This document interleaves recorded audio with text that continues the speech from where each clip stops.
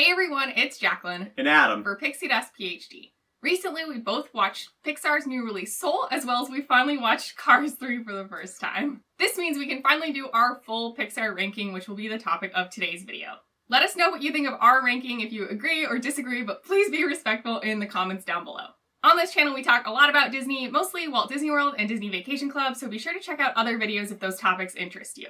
And if you enjoyed this video, please hit the thumbs up button to like it and consider subscribing to the channel. Ring the bell icon for notifications whenever I post new videos. Also, since pandemic life, my partner and I are mostly home all the time and our dog has grown rather attached to being near us, so she is behind us right now if you hear any strange noises or see her little face pop in and out of the screen. But without further ado, let's get to the list of our Pixar rankings.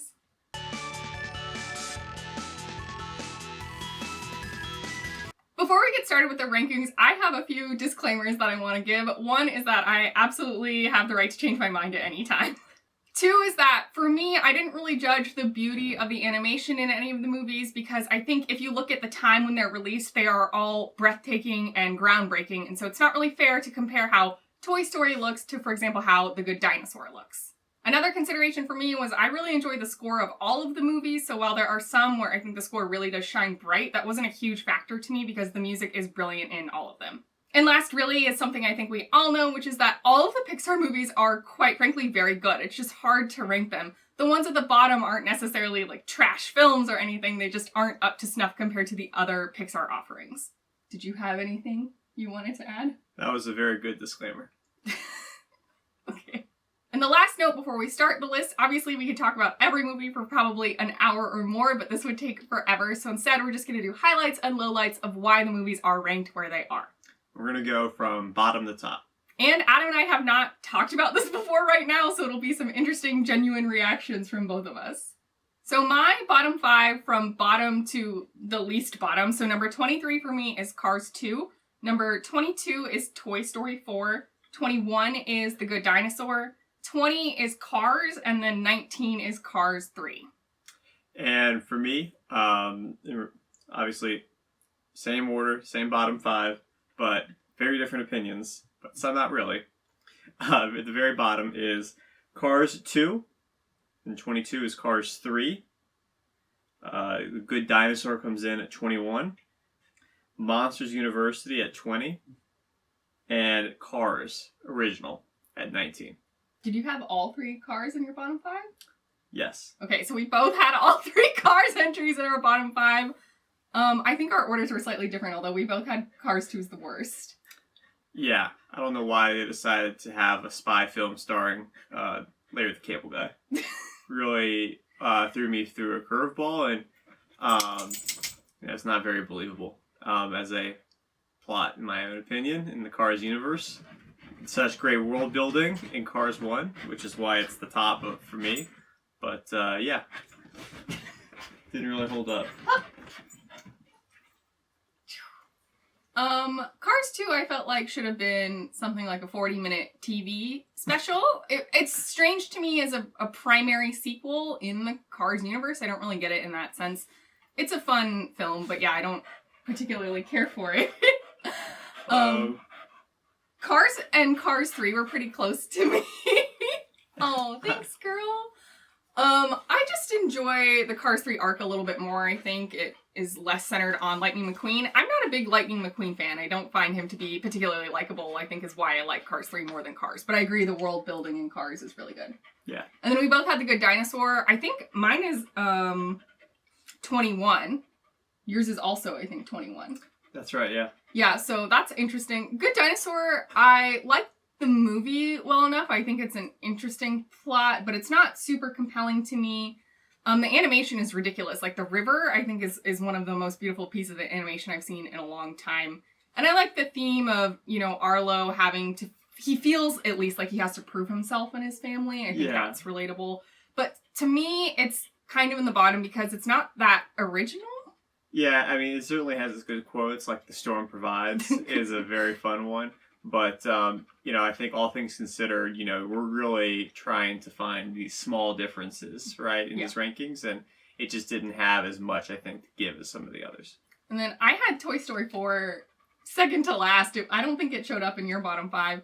Toy Story 4 is similar to Cars 2 to me, where I feel like it's a weird entry as a primary sequel. To me, Toy Story 4 is not a Toy Story movie, it's about Woody. And I think it had a lot of potential to explore some pretty deep topics like existentialism, maybe mental health, and it does on the surface a tiny bit, but for the most part I found it, for the Toy Story franchise, pretty underwhelming. Next I'll do another chunk of 5, so at 18 I have Finding Dory, 17 I have Monsters University, 16 I have The Incredibles 2, 15 I have Onward, and then 14 I have A Bug's Life. All right, and for me at 18 I have A Bug's Life, and then Toy Story 4 at 17. 16 I have Onward. And then 15 I have Finding Dory, and then at 14 The Incredibles 2. And I felt really hard about that one. Yeah. So our bottom 10 are actually remarkably similar. I think you can tell we both don't love the sequels. Or prequels, I guess. But the extra additions within the original universes don't rank high for us. The only originals in there are Cars, Onward, The Good Dinosaur, and Bug's Life. Do you want to say anything about any of those? I mean, I think that's pretty accurate. Yeah. For me. These are all, again, really good movies. But, just trying to, the themes, the world building, the, animation at the time, character arcs, and just, the humor, the one-lines, the puns. You can really tell that sequels, while they are good in their own right and have their own merits, when we're really looking at those films compared to the originals, you're just completely blown away that Pixar came up with this universe, and it really opened your eyes to, wow, this is such a great story. And then when they continue that story, your expectations are even higher. And, as we go through the list, you'll see, I think really only Toy Story was able to really raise that bar. Yeah, I had a hard time with The Incredibles 2 as well, although I ranked it slightly lower than Adam, but I think when you just compare it to The Incredibles, it's just super difficult for really any of the franchises, I think, to hold up to their original entry. The next 5 entries on my list, at 13 we have Soul, 12 for me is Coco, 11 is The Incredibles, 10 is WALL-E, 9 is Toy Story. And for me, my list goes at 13, WALL-E, 12, Soul, 11, Coco, 10, Inside Out, 9, Toy Story 2. You have WALL-E a lot lower than I thought you would have, considering the way you talk about that movie. I do really like WALL-E, and the fact that they can have, the first hour of a movie with no dialogue is pretty incredible, and I really do enjoy the story. However, I do like my movies to have a little bit more dialogue. I just think that as a proof of concept, they did an amazing job with that. But for my tastes, it's not as high as some of the others. Yeah, okay, that's fair. Also, Inside Out is 10 on your list? Yeah, it made the top 10. Okay. Interesting. So we both had Coco, Soul, and The Incredibles, I think, in this chunk. Yes, we did. I'm also surprised. No, we did not. No? I had Incredibles 2 at 14. Oh. I have not said Incredibles yet. Oh, okay. So we both had Coco and Soul in this chunk. Yes.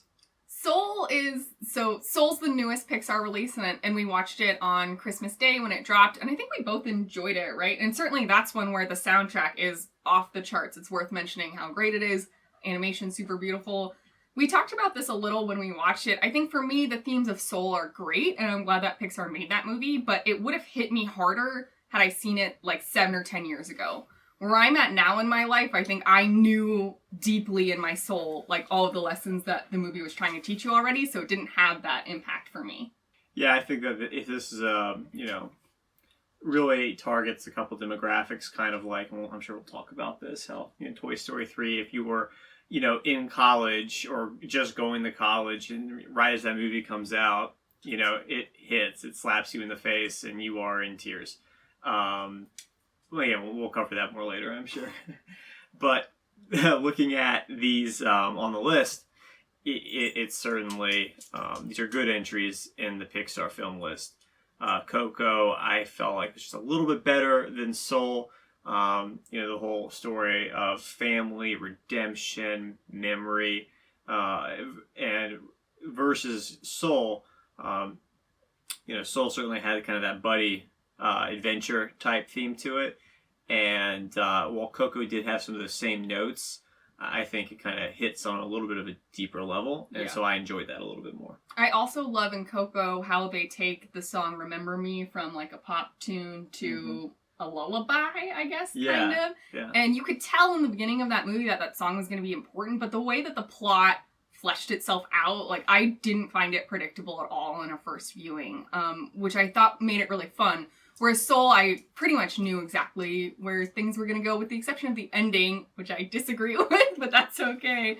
The plot in Coco, I found more compelling in general, and then also I just thought it was more fun and, like, more surprising to me. Yeah. And then, so you had Toy Story 2 in this chunk. I did, yes. I had Toy Story 1 in this chunk, so I guess we landed on different ranks within the Toy Story universe. Yeah, I think to each their own. I mean, each of those films, I think, with the exception of Toy Story 4, but of the first, in the trilogy, first three, they each have their own notes, and I do really like Toy Story 2, the introduction of the new characters, the interplay, the way Woody, views his legacy changes over time during that film, and it was a great movie.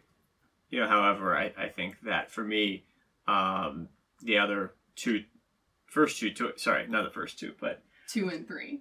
Of 2 and 3, of 1, 2, and 3, 2 is the lowest for me. Okay.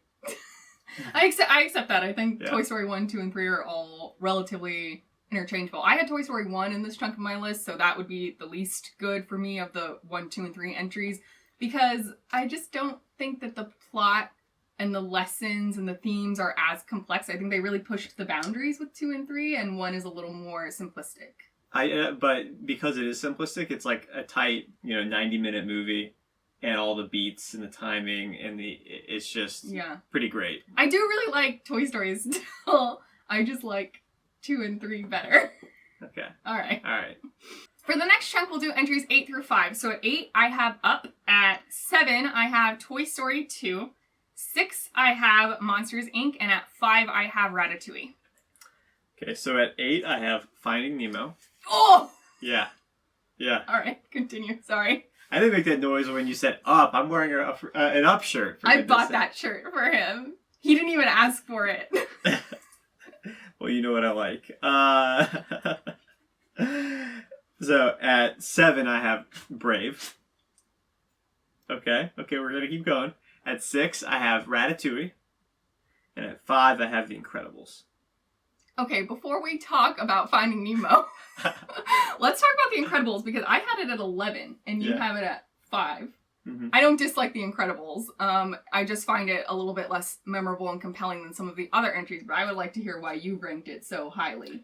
It was a Pixar animated superhero movie that came out when I was 12. Right? Okay, fair, yeah. So, it was a 12-year-old boy, loved Pixar, really was a very exciting movie. It was about family, it was about growth, acceptance, wrapped in the bow of a kind of a superhero movie. This was obviously before, there were good superhero movies, before Marvel and all of that. So I think that, really resonated with me, and it was very funny, and I watched it probably dozens of times over the course of the first few years. Wow, really? Few years, yeah. Wow. It had a very rewatchable quality for me, and I really enjoyed it. And I think because of that, this is a subjective list, so there you have it. Yeah, so for me, I agree with everything Adam said. I guess it's a little bit lower on my list because I find the rewatchability to be not as high. I think I've probably seen it 2 or 3 times in my lifetime. And it's not that I wouldn't rewatch it, but if we were considering, like, hey, let's rewatch a Pixar movie, it would not be one of the first films that I would spit out. So Yeah, but that's interesting. I mean, I appreciate where you're coming from. Yeah, and I love a lot of the quotes in the movie, so it can go on and on and on. Okay. And then, Edna Mode is a legend. True. So I had Up at number 8. Yours is obviously in the top 4. Yes. I want to say originally when I made my list, Up was actually several slots higher, and the more I thought about it, the more I moved it down, which is probably insulting, but it's a really beautiful movie. We actually recently rewatched it, I think, because we were both wavering a bit on the placement in our lists. But the thing about me and Up is that I actually don't find the plot to be that tight. I also don't really love journey movies for the most part, so, most of the movie is Carl and Russell going on this journey and doing random stuff with dogs, and Kevin the Bird, and Charles Muntz. Muntz I find to be really not a compelling villain. Like, I understand his motivation, but there's not much within the movie about him to make you really either root for or against him for the most part. Yeah, I respectfully disagree. I really love the Charles Muntz heel turn when he has them over for dinner. Obviously there's these questions, and he's introduced early on, and his obsession with the bird, has echoes of the White Whale, Moby Dick. Is that Charles Dickens? I think. Okay, yeah, I'm gonna go with that. I'm gonna be confident. And the moment where he basically reveals his obsession. And, you could just see the wheels turning in Carl's head, and then, Russell remaining oblivious. It's just a hilarious dynamic, and you realize that he is going to be the villain, and then the way he tells how he's going to be a villain, or, the way he shows the audience, is very chilling. And also dogs. I love dogs. I do love dogs. Yeah. Doug is super cute, and that's a fun character. I think for me, the parts of Up that I like the most are the parts that are more subverted throughout the movie. So I really like the dynamic of Carl and Ellie being the house, and sort of Carl growing through that over time, and eventually like leaving his house behind and sort of moving and growing from that.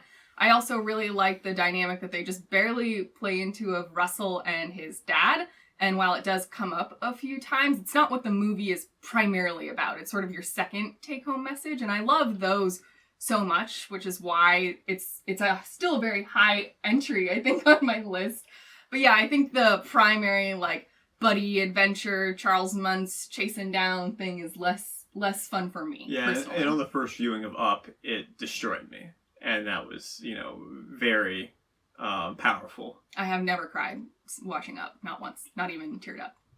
Well, first time gets a lot of people. Not me. As you can imagine. Probably got some of our viewers, hopefully. Yeah. All right, let's talk about, where did you put Finding Nemo? 8? Yeah. Yeah, I did.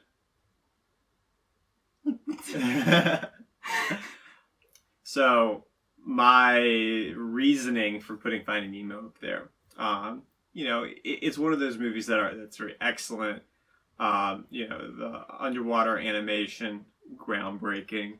Where I feel like it didn't go as far for me is, as it was kind of it was very much, a journey movie. I didn't quite buy in as much into, all of the beats of the journey. Again, it was still a very excellent movie. I was, again, splitting hairs at this point in my rankings, and I really love all of these movies in my top 10. Just, you don't love Finding Nemo as much as some others.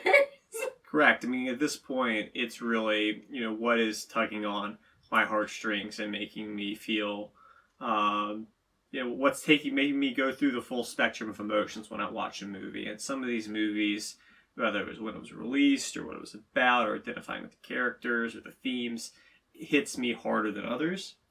And I think in my, my bottom, 10 to 12, right? It's very easy to say, okay, these don't do it as much as the top 10 or 8, right? Yeah. And that's, Nemo is certainly one of the best entries in Pixar. Okay, I accept. And I think one of the entries that we had pretty much the same, 6 and 5, respectfully, was Ratatouille. think that's both one of our favorite movies, and hopefully we get to ride on it soon. Yeah. In Disney World. Yeah. That'd be really cool. Yeah, Ratatouille's a great film. I have very few complaints about it. I think that the plot is pretty tight and fun. I like that it's not a huge ensemble cast, but you get to know quite a few characters, and I find them all to be really rich, like, compelling characters. And I really enjoy how it kind of has that, you're from two worlds quality to it. And, just a lot of the messages and themes are great. And that part in the end where he serves the ratatouille and you're like, he said it, they did it. And then the fact that they were able to tie it in with such an emotional payoff that you probably didn't see coming. Yeah. Was really incredible. And the fact that there's now a one night only musical that happened because people are bored during quarantine makes it even more hilarious. And just makes my appreciation for the movie even almost renews it a little bit. Yeah. My top 4 is like pretty locked. It was very easy for me to do a top 4, but Ratatouille is just outside that bubble for me of like really extremely close to being there. Nice. All right, ready to keep going? Yep. Okay, so here's the big drum roll, the big payoff. There will be more sad noises from me, I assume. Okay, so 4 on my list is Inside Out. 3 for me is Toy Story 3. Number 2 is Brave, and number 1 is Finding Nemo. Nice. So here's my top 4. Number 4, we've already talked about it at length. So Up, let's just keep going. Number 3 is Monsters, Inc. And number 2 is the original Toy Story. And number 1 for me is Toy Story 3. Wow. Okay, so we both had Toy Story 3 in our top 4. Yeah. Let's talk about that. I was, I think, a freshman in college when it came out, and so you were then a sophomore. Yes. Yeah. So we touched on this a little bit earlier, but we were the perfect age for Toy Story 3, where in that movie, Andy is going off to college, and it came at a time where we had more or less just gone off to college, so it is really hard to think very objectively about Toy Story 3 when this is so subjective, and I think it hit us both extremely hard. Right. I mean, we grew up, we were both kids watching Toy Story 1, Toy Story 2, and then like 10 years later. And then 10 years later, we have our fandoms, right? We really enjoy the series franchise. And then right when we're in the prime demographic, where we've been able to put ourselves in Andy's shoes the whole time. And then now they've aged Andy up to be our age, and we're, basically one of the biggest target demographics for the whole movie. And it was Andy's swan song to his toys. And that when you're right at that age, 18, 19, and you're kind of in those really formative years of moving into adulthood, and it just really hits you, and it makes a real big emotional connection with the movie and film. Themes, ideas, and characters, and yeah, it's just my favorite Pixar entry for all those reasons and more. I cried twice the first time I saw that movie, which that might be the only movie that's ever happened in my entire life. And you've never cried. I don't cry. No, I really don't cry that much. Especially not in entertainment. Movies. Movies don't really do it for me for the most part.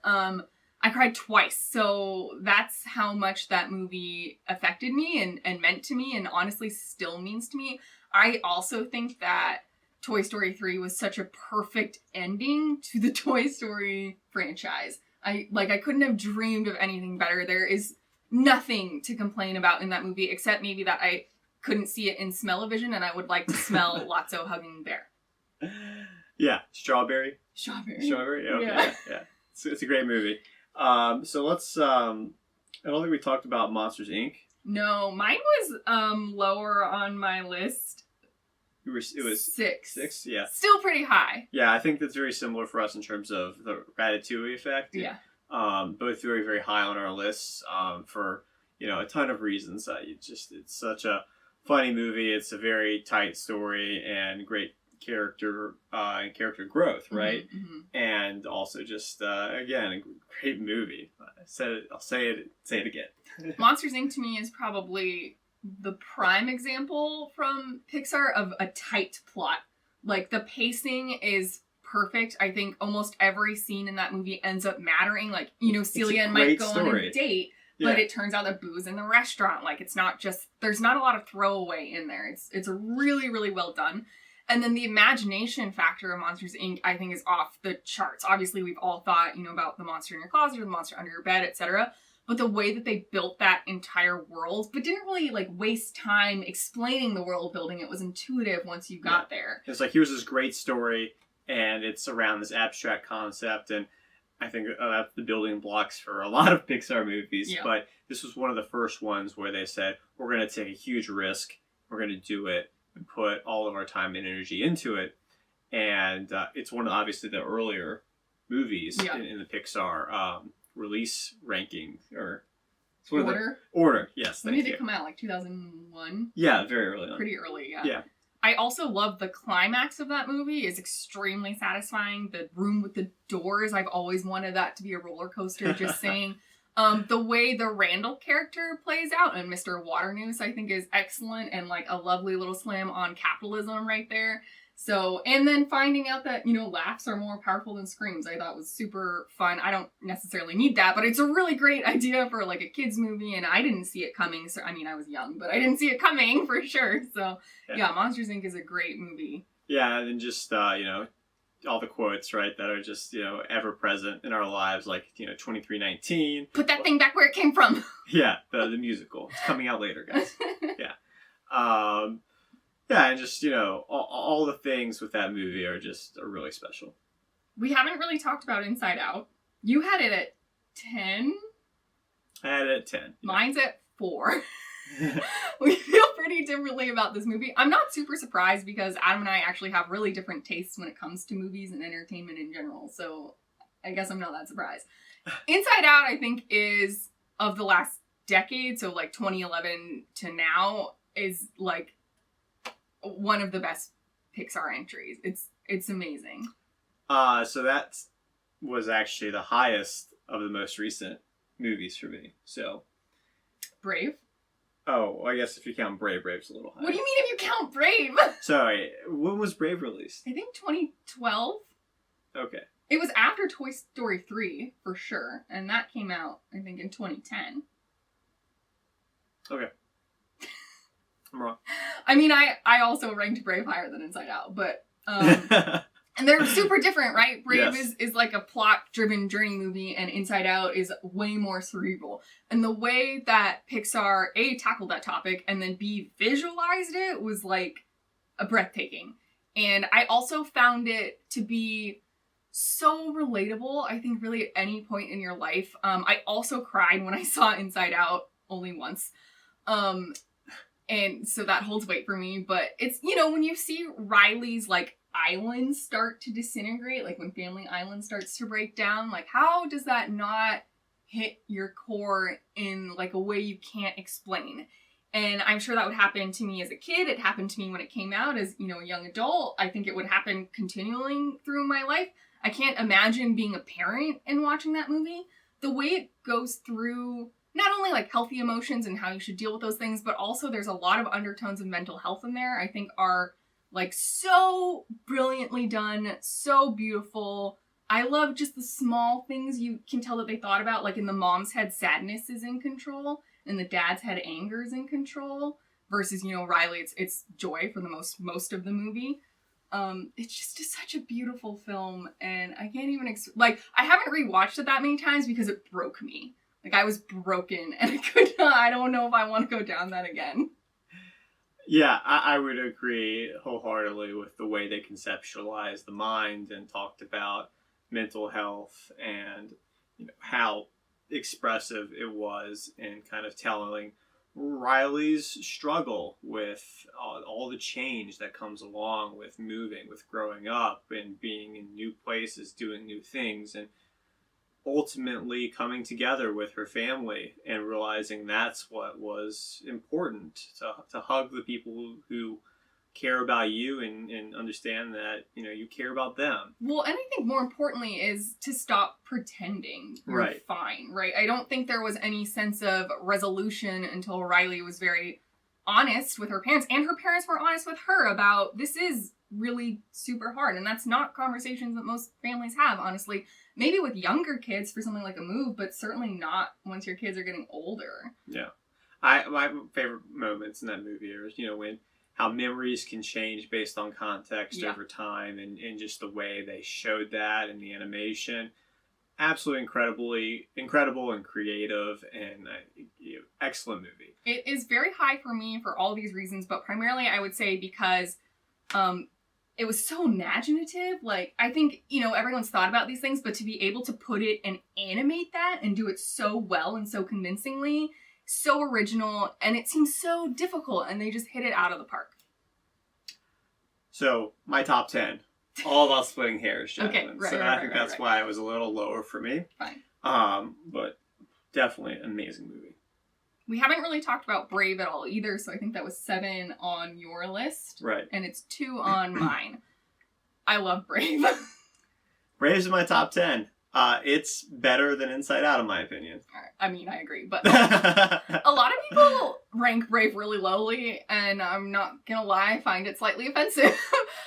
Brave to me is a really interesting movie, and while the plot itself is a journey, sort of buddy situation between Merida and her mom, I think that the undertones come through very strongly about the thing that I love about Brave the most is Merida grows and her mom also grows. And you very rarely ever see in movies in general, but especially not movies marketed for kids, that it's not just on the kid to grow up and change and become better or learn a lesson. It's also on the parent. There was a lot of give and take in that.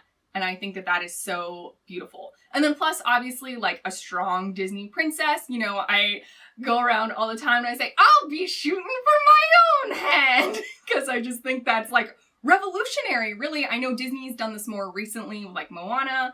But Merida, to me, was like the first really like strong, independent, gonna do what I want princess. They don't make her have a boyfriend at the end.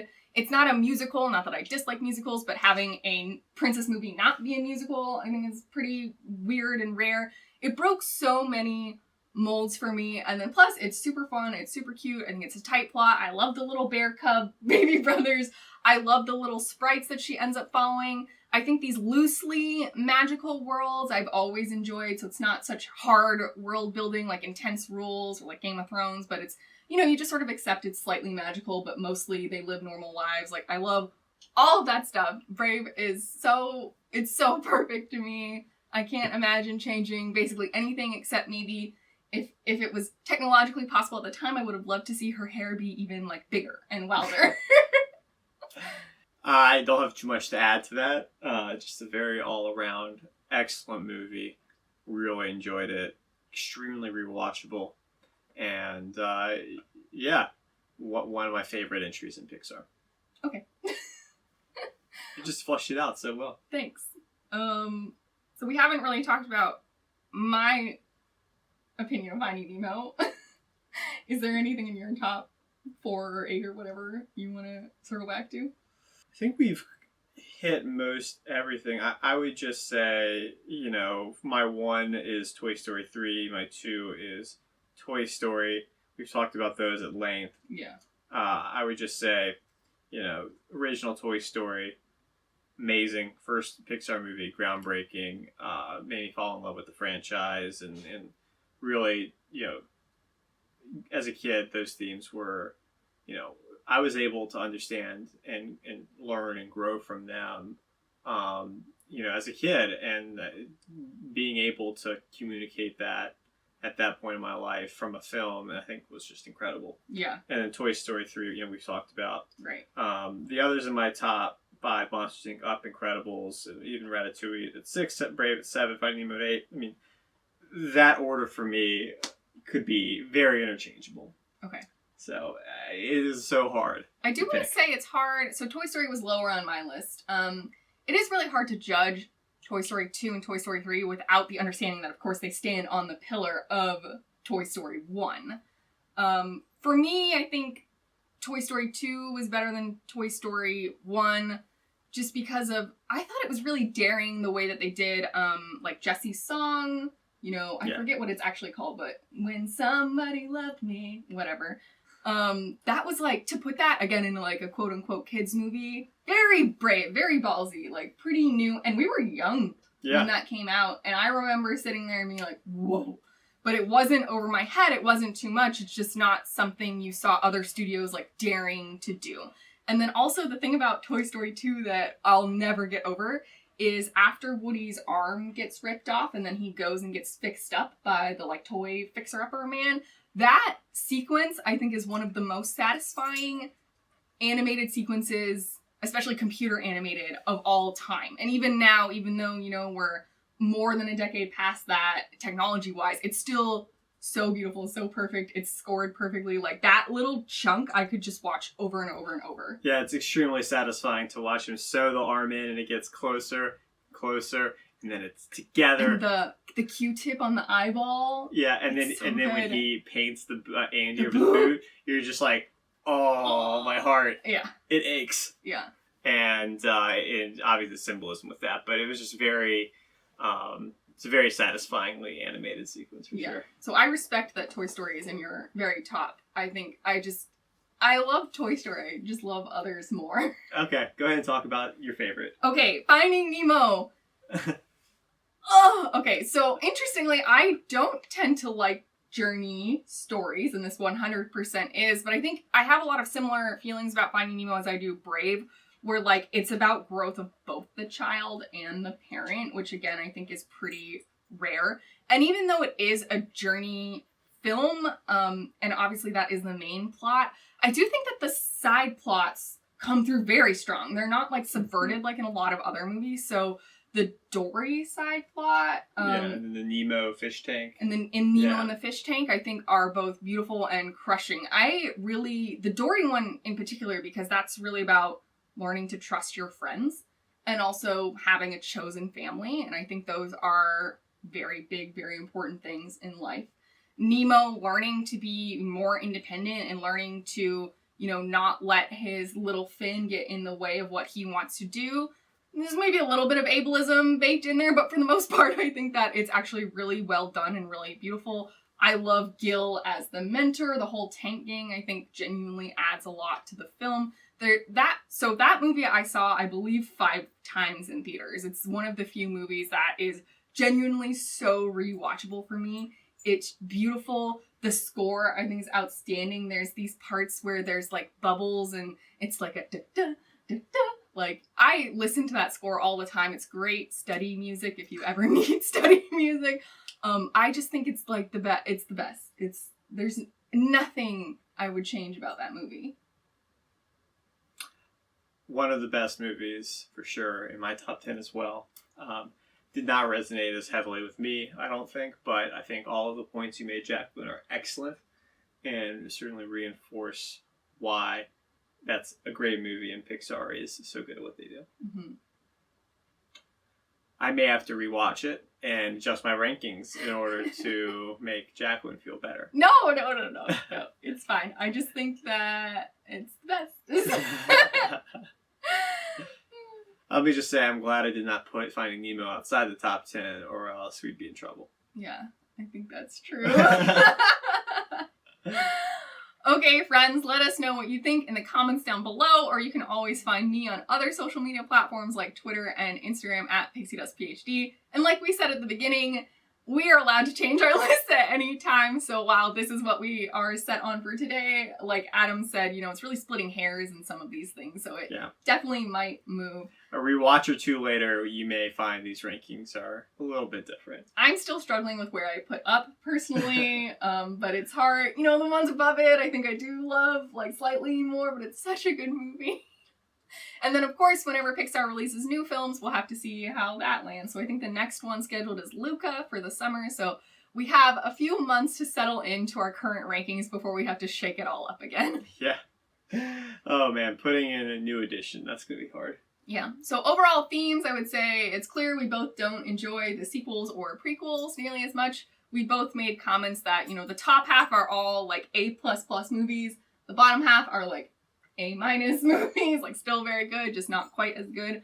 For me, I think it's obvious that I enjoy some of the more cerebral themes, and like the main plots maybe don't matter as much to me as the undertones. What about you? For me, I really enjoy, the whole themes around, friendship, family, the personal character growth arcs. If I really identify with some of them, the movie typically holds a little more water for me than if I don't. I also like dogs, so that made up, extra special. Yeah. But otherwise, I really enjoyed a lot of the cerebral movies as well. But probably I personally enjoy some of the more action adventure themes. Yeah. I'm not surprised, like, just knowing us, that you would lean that way and I would not. Yeah. So I think when we're splitting hairs, just kind of what the movie arcs are about, the plot, what the characters decide to do and why. And obviously all the scores and the music is always incredible, along with the animation, which every year seems to be even more groundbreaking than the one before it. Really kind of that's how I thought about and pieced together my rankings, and certainly they're all good movies, Brent. But the top few certainly hold a special place for me. Yeah. And last, I would say I was sad to realize that I clearly tend to gravitate towards films with themes of like abandonment. Or, those sort of like very outsider feelings. I mean, even you see it in Ratatouille with the way that Remy and his dad are. I have, those like familial issue type movies reflects my real life. So, there you go. Different things hit different people, and we're certainly two great examples of that. Yeah, and I think, you definitely see that in Toy Story 3, where it was the perfect movie at the perfect time in both of our lives to really resonate with us and mean a lot. So, movies are certainly subjective, and, the ones that make you think and feel all the different emotions, those are the ones that really you remember and remind us of why we love this entertainment medium. Yep. So really, really love all these films. Some a little more than others because of our rankings, but they're all very good movies. Yep. So thanks so much, Pixar. Keep doing you. Although I do want to share one funny thing. I was talking about this with one of my good friends from college, and this isn't an exact quote, but their sentiment was basically like, I cry when I think about how much creative talent and time is wasted on the Cars franchise. And I agree. So maybe let's step away from that for a little bit and start doing more originals. I think this last decade was full of a lot of sequels and prequels, and I would like to see them push the bounds a little more in the original entries. That sounds good to me. I certainly would love to see their creative energy focused on doing what they do best, which is coming up with new worlds, new stories, new ways to make us feel. Let us know what you think of the Pixar films in the comments down below, or again, you can find me on other social media channels. I hope the rest of your day is super splendid, and we'll see you real soon at Pixie Dust PhD.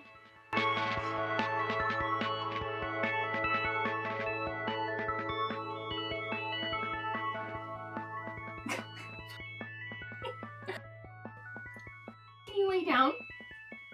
Oh, good girl. Thank you. Make me stay?